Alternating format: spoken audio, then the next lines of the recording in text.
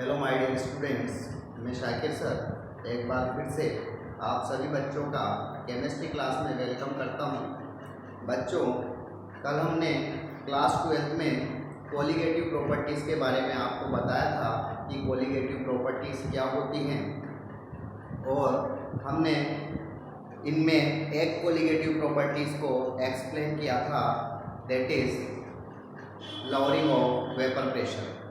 आज हम बात करेंगे नेक्स्ट कोलिगेटिव प्रॉपर्टी की, that is elevation in boiling point और डिप्रेशन इन फ्रीजिंग पॉइंट। तो एलिवेशन इन बॉइलिंग पॉइंट क्या होती है और डिप्रेशन इन फ्रीजिंग पॉइंट क्या होती है, आज हम इस कोलिगेटिव प्रॉपर्टी के बारे में स्टडी करेंगे। तो स्टार्ट करते हैं। Elevation in boiling point,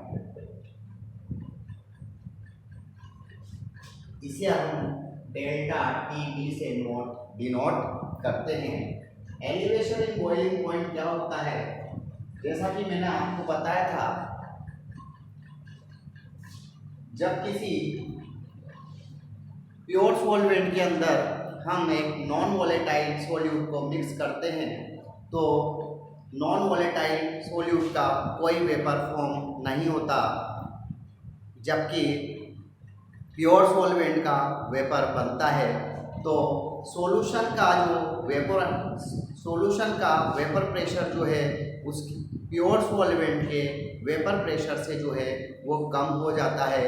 due to this reason solution का जो है वो बॉइलिंग पॉइंट इंक्रीज हो जाता है, जिसे हम एलिवेशन इन बॉइलिंग पॉइंट नाम देते हैं। चलो इसको हम थोड़ा से बॉइलिंग पॉइंट के कॉन्सेप्ट को समझ लेते हैं। बॉइलिंग पॉइंट एक्चुअल में क्या होता है, तो boiling point is a temperature at which the vapor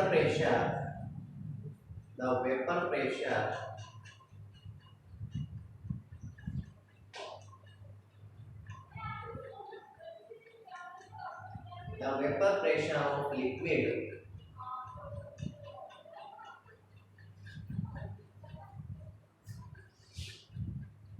is equal to the pressure, atmospheric pressure। यानी बॉइलिंग पॉइंट एक ऐसा टेम्परेचर होता है जिस पर किसी लिक्विड का वेपर प्रेशर जो है वो एटमॉस्फेरिक प्रेशर के इक्वल हो जाता है। जनरली एटमॉस्फेरिक प्रेशर को हम 1 atm लिखते हैं, क्योंकि हमारे जो सराउंडिंग का प्रेशर जो है वो 1 atm माना जाता है। अब थोड़ा सा हम इसको ग्राफिकल रिप्रेजेंट करके देखते हैं। तो यहाँ में वेपर प्रेशर ऑफ लिक्विड और इस टेम्परेचर के बीच में एक ग्राफ जो है वो प्लॉट करता हूँ। यहाँ मेरे पास कोई प्योर सॉल्वेंट है,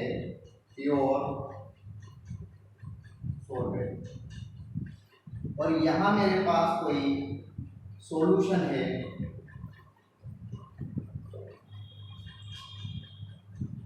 अब हम और इस पोजीशन पर मैं मान लेता हूँ कि 1 atm प्रेशर मौजूद है। ये वेपर प्रेशर, अब जब प्योर सॉल्वेंट का वेपर प्रेशर 1 एटमॉस्फेरिक प्रेशर के इक्वल यहाँ होता है, तो मैं यहाँ से एक लाइन इस पे नीचे ड्रॉ करता हूँ। जबकि सॉल्यूशन का अगर हम वेपर प्रेशर देखें, तो सॉल्यूशन का वेपर प्रेशर जो है वो 1 atm इस पोजीशन पर हमें दिखाई देता है। तो यहाँ से मैं एक लाइन नीचे ड्रॉ करता हूँ। तो मैंने यहाँ सॉल्यूशन के वेपर प्रेशर को TB नाम दिया और सॉल्वेंट के वेपर प्रेशर को TB नोड नाम दे दिया। तो TB naught equal to vapour pressure of pure solvent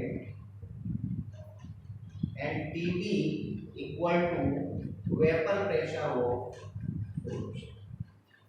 तो TB नॉट 1 एटमॉस्फेरिक प्रेशर के इक्वल इस पोजीशन पर है, जबकि TB जो है 1 एटमॉस्फेरिक प्रेशर के इक्वल यानी इसका वेपर प्रेशर 1 atm पर यहाँ मौजूद है।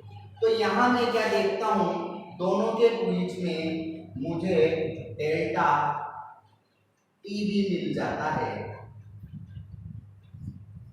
डेल्टा TB मिल जाता है।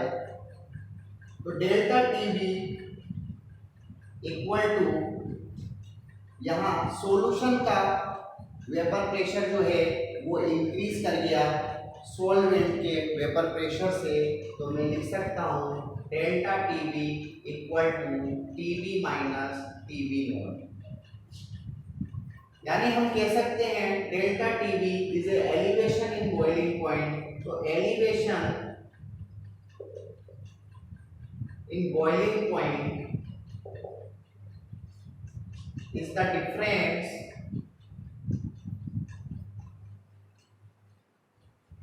in between vapor pressure of solution and vapor pressure of pure solvent.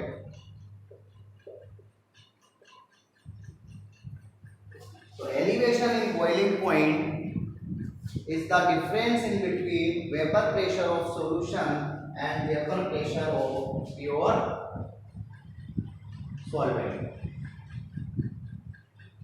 यहाँ से हम एलिवेशन इन बॉइलिंग पॉइंट की डेफिनेशन बना लेते हैं।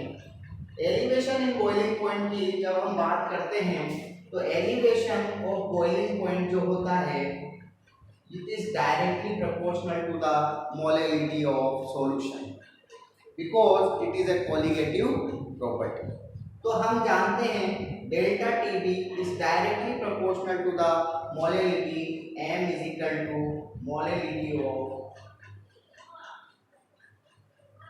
solution।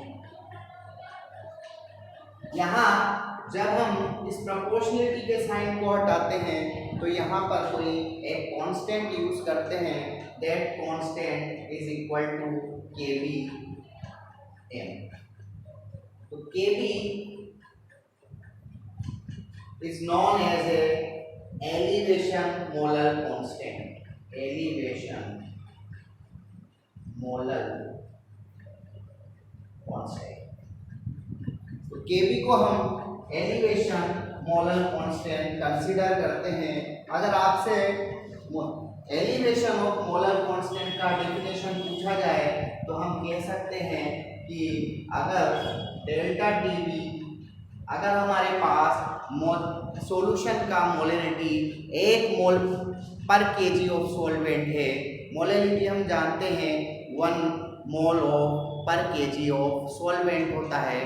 तो अगर हमारे पास किसी सॉल्यूशन का जो मोलरिटी है वो 1 मोल पर केजी ऑफ सॉल्वेंट है, तो ऐसी कंडीशन में delta TB is equal to m is equal to 1 हो जाता है और डेल्टा TB जो है वो kb के इक्वल हो जाता है। तो यहाँ से हम मोलर एलिवेशन कांस्टेंट की डेफिनेशन बना सकते हैं। Molar elevation constant is equal to the elevation in boiling point when the molarity of solution will taken 1।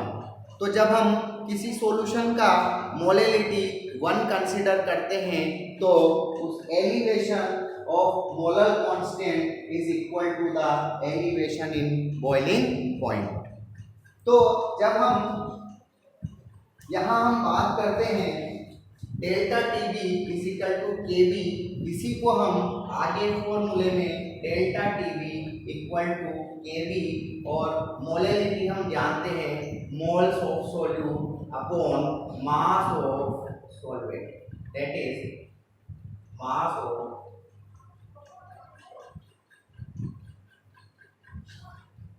इसी को हम आगे delta TV equal to KV और मोल्स ऑफ सॉल्यूट जो होते हैं M P equal to given mass upon molar mass यहाँ हम लिख सकते हैं।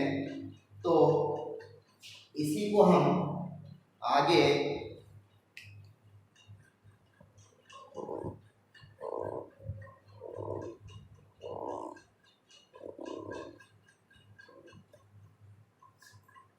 KB into WB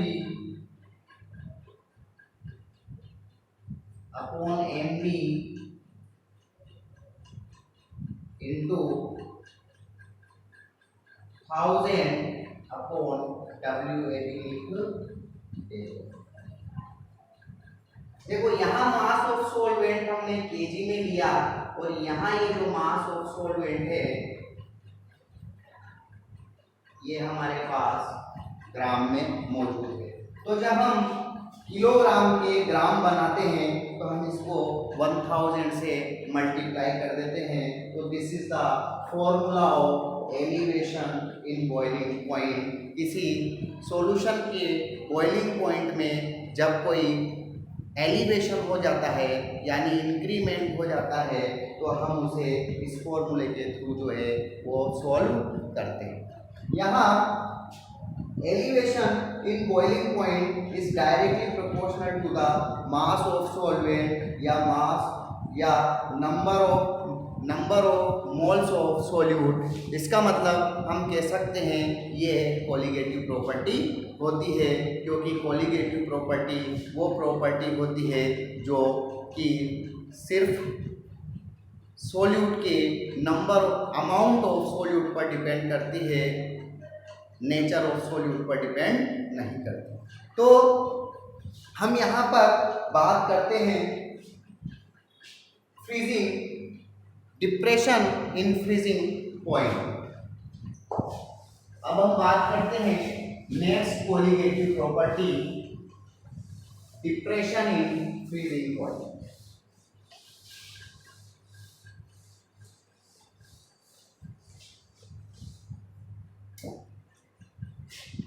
Depression in freezing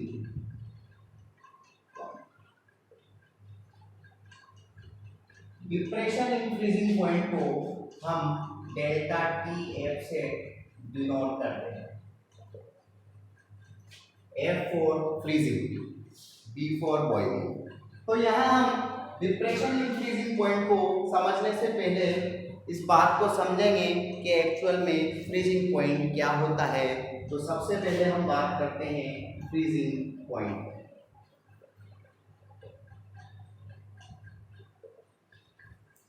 जिस तरीके से हमने वहाँ बॉइलिंग पॉइंट पढ़ा, यहाँ फ्रीजिंग पॉइंट की बात कर लेते हैं कि फ्रीजिंग पॉइंट एक्चुअल में क्या होता है। तो a temperature at which the vapor pressure of liquid state is equal to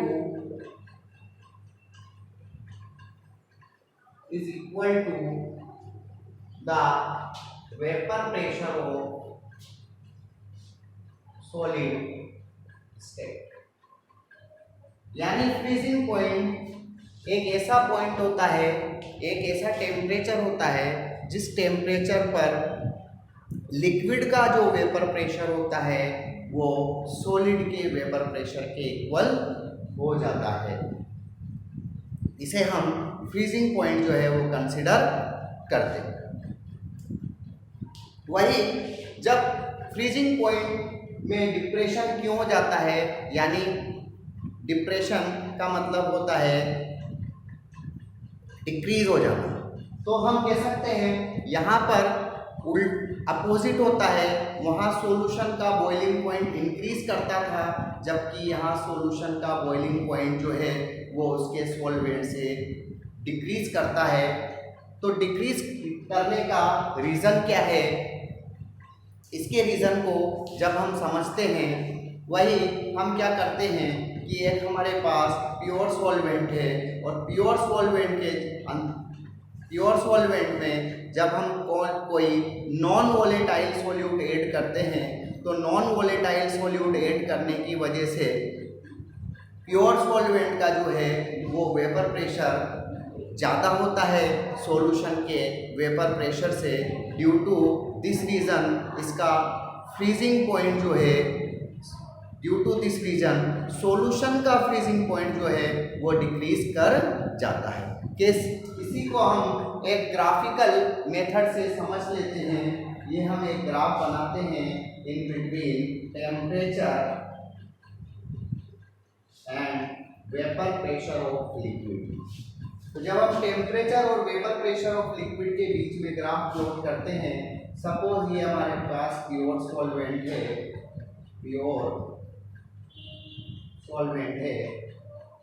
और यह हमारे पास कोई सॉल्यूशन। तो प्योर सॉल्वेंट और सॉल्यूशन की जब हम बात करते हैं,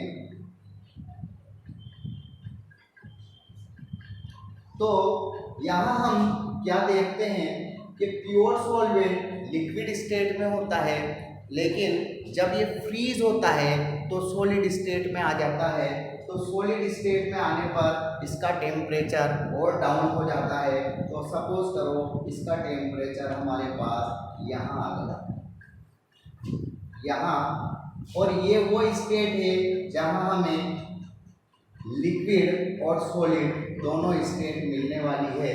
तो लिक्विड और सॉलिड जहाँ दोनों स्टेट मिलती है, उसी को हम फ्रीजिंग पॉइंट कंसिडर करते हैं। तो यहाँ से हम एक लाइन जो है नीचे ड्रॉ करते हैं। इसी तरीके से जब सॉल्यूशन लिक्विड स्टेट में है, लेकिन अब इसको सॉलिड स्टेट में आना है, तो जब ये सॉलिड स्टेट में आएगा तो इस लाइन को इस पोजीशन पर आकर ये सॉलिड स्टेट में कन्वर्ट करेगा अपने आप को। तो यहाँ से हम एक लाइन नीचे ड्रॉ करते हैं। तो ये हमारे पास सॉल्यूशन का जो है, ये सॉल्यूशन का हमारे पास जो है फ्रीजिंग पॉइंट आया, और ये हमारे पास जो है ये सॉल्वेंट का, प्योर सॉल्वेंट का फ्रीजिंग पॉइंट आया। तो यहाँ हम देखते हैं प्योर सॉल्वेंट का TF naught is equal to freezing point of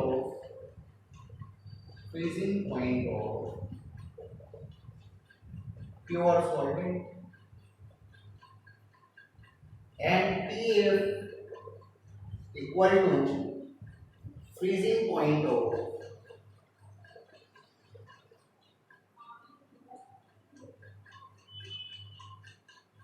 solution.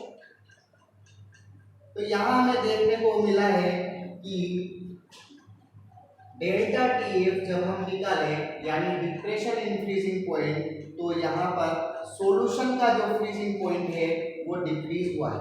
तो यहाँ इसी डिफरेंस को हम डेल्टा TF यानी डिप्रेशन इन फ्रीजिंग पॉइंट नाम देते हैं।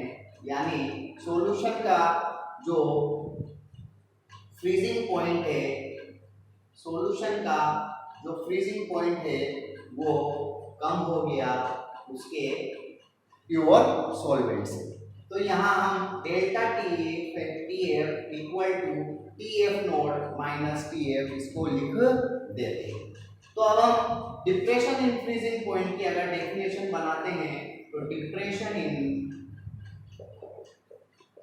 Freezing point, the difference in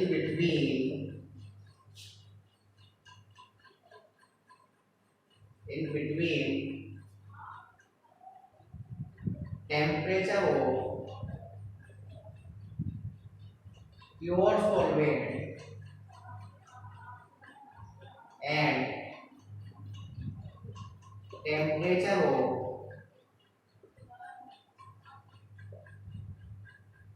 solution। हमें प्योर सॉल्वेंट के टेम्परेचर और सॉल्यूशन के टेम्परेचर के बीच में जो डिफरेंस मिलेगा उसे हम जो है depression in freezing point consider करते हैं।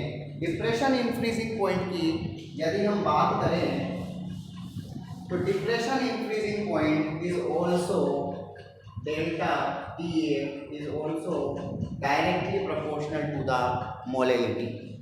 यानी डिप्रेशन इन फ्रीजिंग पॉइंट भी जो है वो सॉल्यूशन की मोलैलिटी के डायरेक्टली प्रोपोर्शनल होता है। यहाँ हम जब इसी प्रोपोर्शनलिटी के साइन को हटाते हैं तो यहाँ हम एक कांस्टेंट लगाते हैं, that constant is Kf into m। This is the formula of depression in freezing point. यहाँ Kf equal to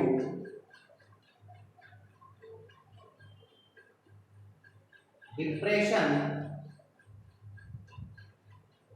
molar constant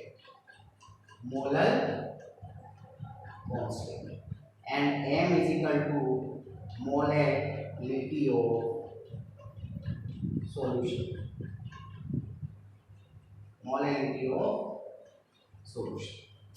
यहाँ हम delta T is equal to Kf, molality हम जानते हैं moles per KG of solvent होती है और इसे हम WA से यानी mass, this is mass of solvent in KG,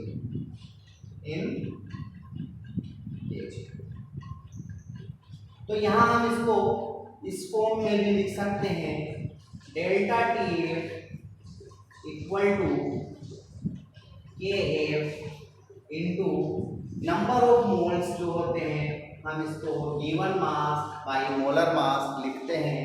तो NB number of moles of solute is equal to given mass of solute divided by molar mass of solute. यहाँ NB का वैल्यू हम WB upon MB into 1 upon WA लिख देते हैं। Suppose ये मास of solvent अगर हम ग्राम में कंसीडर करते हैं तो इसी फॉर्मूले को हम ऊपर इसको हम ग्राम में कंसीडर करने के लिए इसके किलोग्राम के ग्राम बनाएंगे तो ऊपर हम इसको 1000 से मल्टीप्लाई कर देते हैं। This is the another formula of depression in freezing point. तो इस तरीके से इन फॉर्मूलों को हम यूज कर डिप्रेशन इन फ्रीजिंग पॉइंट और एलिवेशन इन बॉइलिंग पॉइंट बता सकते हैं। यदि हमें मास ऑफ सोल्यूट गिवन है और मास ऑफ सॉल्वेंट गिवन है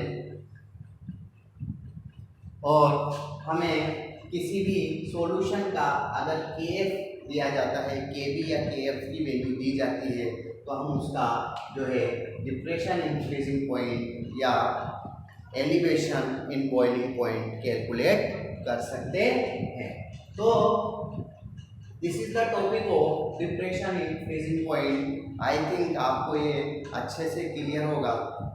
नेक्स्ट वीडियो में मिलते हैं हम आपसे किसी नई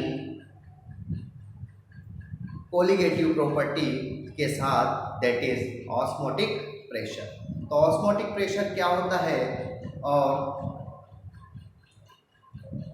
ये कैसे एक कोलिगेटिव प्रॉपर्टी है, इसके बारे में हम जानेंगे अपने नेक्स्ट वीडियो में।